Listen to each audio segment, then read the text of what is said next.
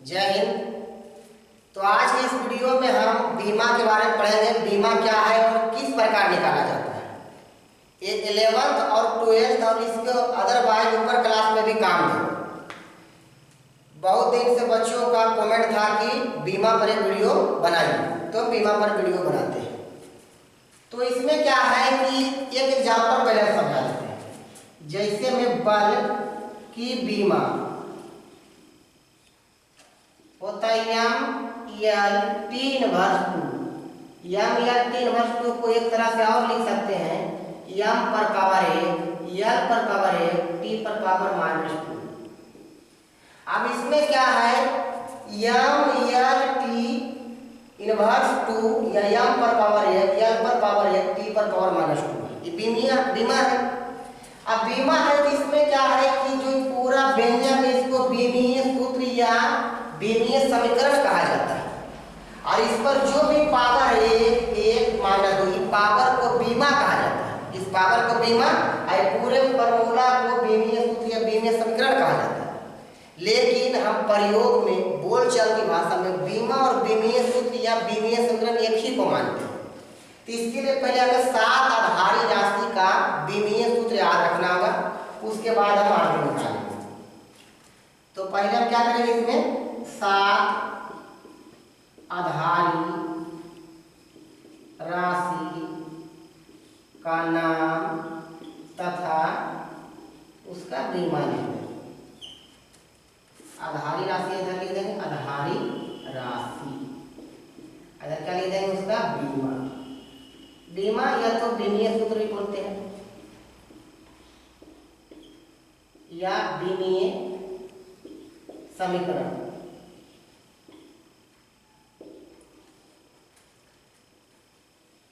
पहला धारी राशि ले लेते लंबाई, दूसरा द्रव्यमान, तीसरा समय, चौथा विद्युत धारा, पांचवा ताप या तापमान। आगे जानेंगे ज्योति तीव्रता।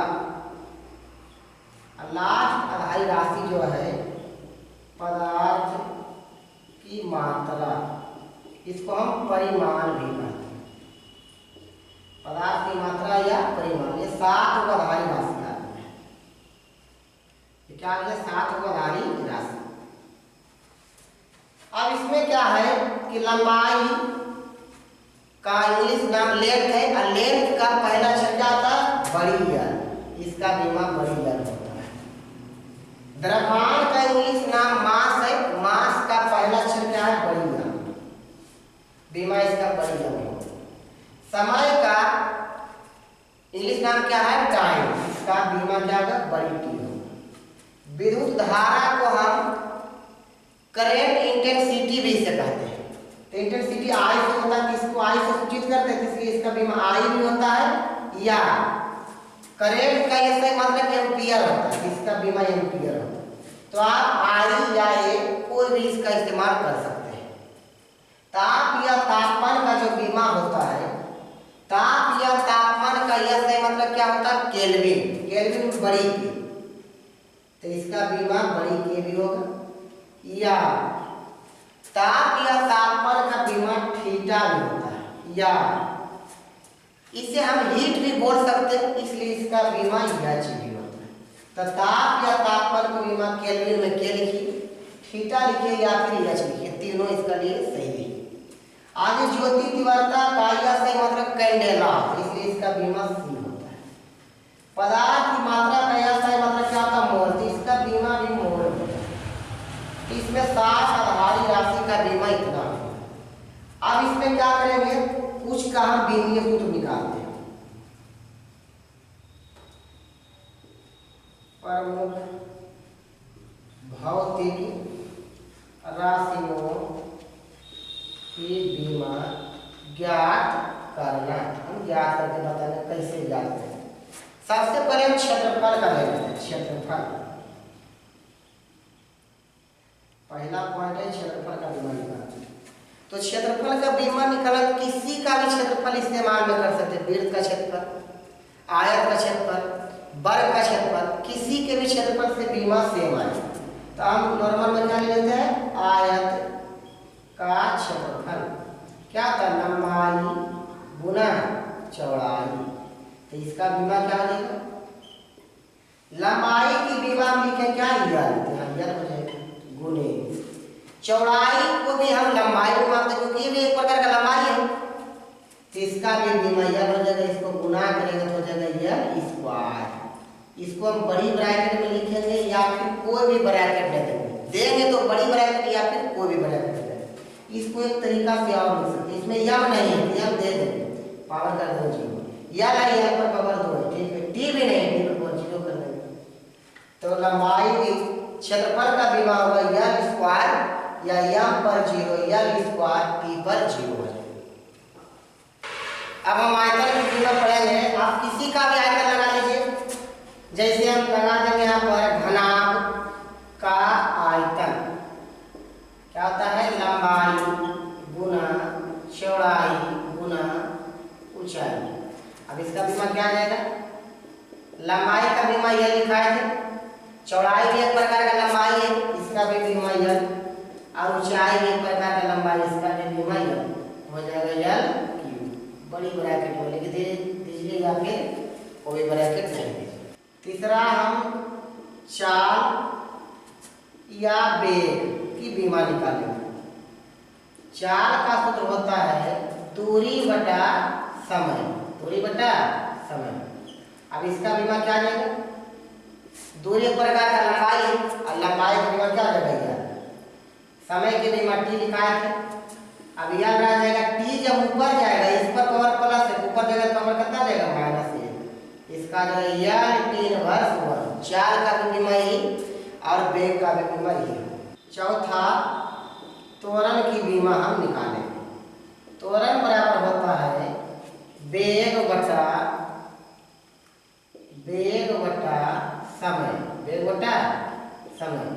तो त्वरण का बीमा क्या हो जाएगा, बीमा होगा वेग का बीमा निकाल चुका कितना, यल टी इनवर्स 1, यल टी इनवर्स 1, और समय के बीमा जानते हैं टी होता है। अब हम लिख देंगे इसको यल टी इनवर्स 1, और इस पर पावर प्लस है, ऊपर जाएगा तो क्या हो जाएगा, पावर -1 हो जाएगा। यल घातांकीय नियम से दोनों छूटेगा, -1 कितना रहेगा, -2 हो जाएगा। यानी त्वरण का बीमा होगा यल टी इनवर्स 2। बड़ी ब्रैकेट दीजिए या तो फिर इसी छोड़ दीजिए। पांचवा है घनत्व की बीमा निकालना। घनत्व का सूत्र होता है द्रव्यमान बटा आयतन, द्रव्यमान बटा आयतन। अब इसका बीमा क्या आ जाएगा, द्रव्यमान का बीमा लिखा थे हम यम, और आयतन की बीमा निकाल चुके हैं यल क्यू, यम रह जाएगा। और जब यल क्यू पर जो ऊपर जाएगा तो पावर कितना हो जाएगा, -3 हो जाएगा, यल पर पावर -3। घातांकीय नियम से आ जाएगा यल इनवर्स 3, यल इनवर्स 3। इसको और तरह से लिख सकते हैं, किसी को भी दो तरह से लिख सकते हैं। जैसे इसको लिखना था यल इनवर्स 3, और टी नहीं है इसमें, तो टी लिख के पावर क्या कर देना है, 0 कर देना है। छठा हम जान जाएंगे आवेश के बारे में, आवेश की बीमा या फिर विद्युत आवेश बोल सकते हैं।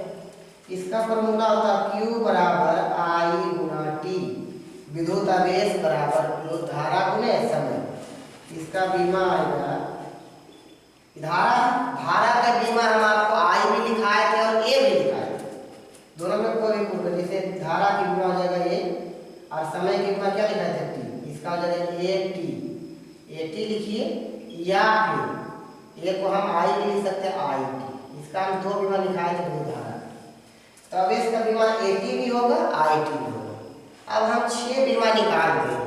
अब आपको जो मर्जी है जिसका बीमा निकाल सकते हैं, कोई भी भौतिक राशि का बीमा निकलेगा। 7वां है गुरुत्वाकर्षण स्थिरांक, बड़ी जी का हम बीमा निकालेंगे। तो इसके लिए हम न्यूटन के गुरुत्वाकर्षण का नियम का सूत्र लिखेंगे। गुरुत्वाकर्षण के नियम से लाए थे F बराबर बड़ी जी गुना m2 बटा r स्क्वायर होता है। ये न्यूटन के गुरुत्वाकर्षण का नियम। इसमें हमें g का विमा निकालना है। इस टोटल को क्या करना है, इधर ले जाना है पहले, तब आ जाएगा या गुना उलट जाएगा इधर आके r स्क्वायर बटा m1 m2। इधर अकेले में g है तो इसको हम ऐसे लिख सकते हैं g बराबर या r स्क्वायर या क्या r स्क्वायर बटे m1 m2। अब इसका क्या करेंगे, विमान निकालेंगे। किसकी विमान, g की। या बड़े क्या है, बल की विमा निकाल चुके हैं, m t/2 इसका विमा हम निकाल चुके हैं, गुना r स्क्वायर। r क्या है, बीच की दूरी है, और दूरी की विमा जानते करते हैं क्या होता है, या यहाँ स्क्वायर है तो स्क्वायर कर देंगे। चलिए ठीक है। m1 क्या है, द्रव्यमान की विमा क्या लिखाए थे, बड़ी m2 भी द्रव्यमान, इसकी भी विमा बड़ी है। सब का बीमा रख देंगे। अगर आपको बल की बीमा जो इतना नहीं आ रही तो आप बगल में निकाल सकते रखें और यहाँ पर पुट कर सकते हैं।